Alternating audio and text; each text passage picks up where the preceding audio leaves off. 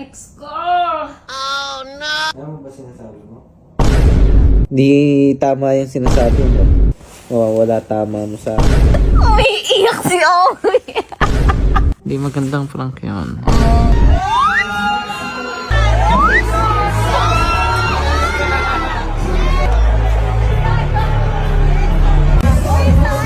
Ayo! Lakas mo ha! Kaya mo! Tatakas ka pa ha?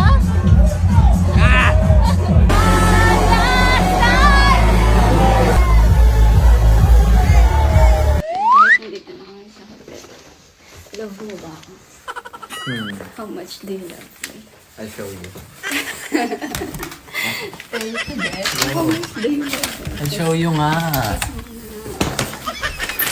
Nandito na kami sa hotel, guys. Tapos na yung event namin. So, habang nasa CR namin si Owie, ipaprank ko siya. Kunwari, mamimiss ko na yung ex ko. Ang ulo ko. Ang sakit talaga ng ulo ko. Namimiss ko na yung ex ko!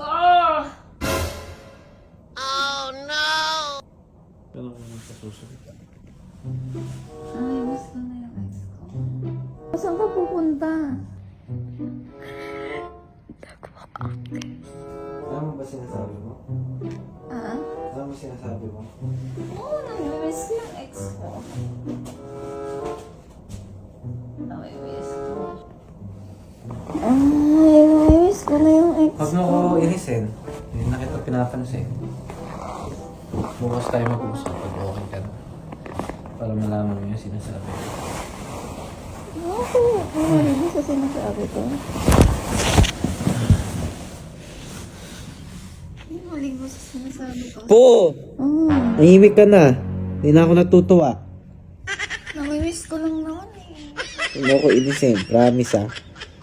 Hindi tama yung sinasabi mo. Nakakabastos yung feeling na yan. Bakit naman? Migil ka na, promise. Wala tama mo sa akin pag nagalit ako sa'yo. Alisan kita dito, maniwala ka sa akin. Saan ka pupunta? Sorry. Umiiyak si Owie!